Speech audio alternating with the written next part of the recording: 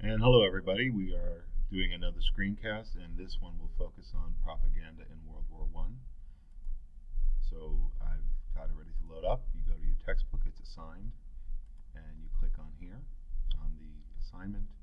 And basically, what the assignment is, this will have you need to preview these posters, and I'll maybe add a poster or two. And we'll look at the purpose of propaganda. This is going to be an assignment, a part of an assignment in Google Classroom, and it is a required assignment for campus students and an extra credit or an alternate assignment for the Adventum students. So you need to pay attention if you want to benefit from this screencast and answer the questions. Propaganda basically is persuasive images. It's using mostly images to persuade people to a point of view that is favorable to you or unfavorable to your opponent, your enemy. Let's look at some of the examples of these posters. So at first, Americans were very reluctant, as you know, to get away in this faraway war. We had a history of isolationism, which means we keep to ourselves, and it's a belief that America needs to take care of American problems, not get involved, especially in Europe. This poster here is to kind of get people to, one, be anti-German, and also to get America involved in the war. You see the German eagle here, and there are blood on the boots. And it's urging people, what it is keep these off the U.S. These are the bloody boots of the Germans.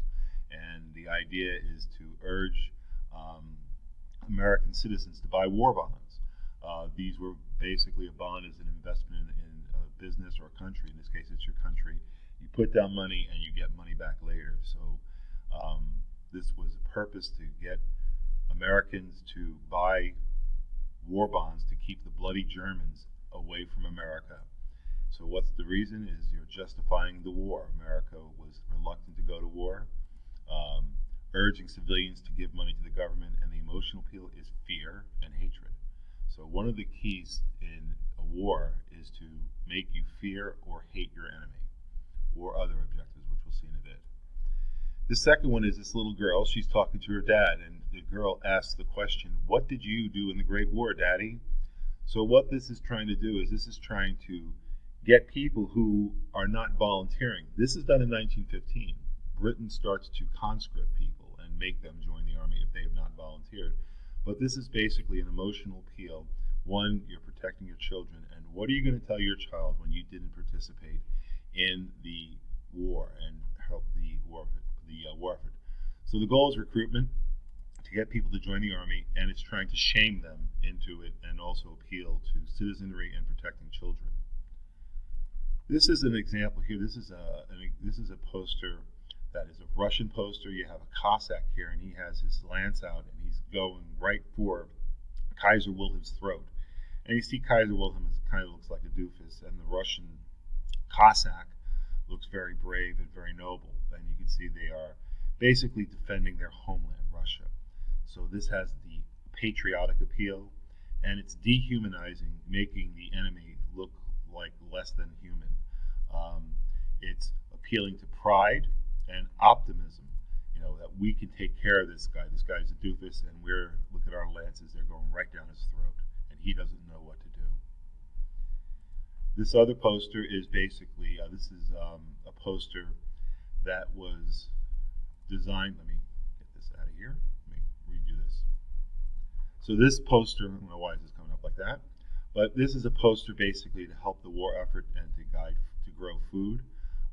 This is a German poster, and the idea is that when you do your duty and grow food, you're doing your responsibility to the country. People are going hungry, so farmers, you have to grow food. It not only supplies the army, it supplies the children of Germany. So this is patriotism, a sense of responsibility and guilt, the duties of citizenship. This is a poster from Austria-Hungary, and this basically is a few interesting symbols. A lot of symbolism here. You have she's holding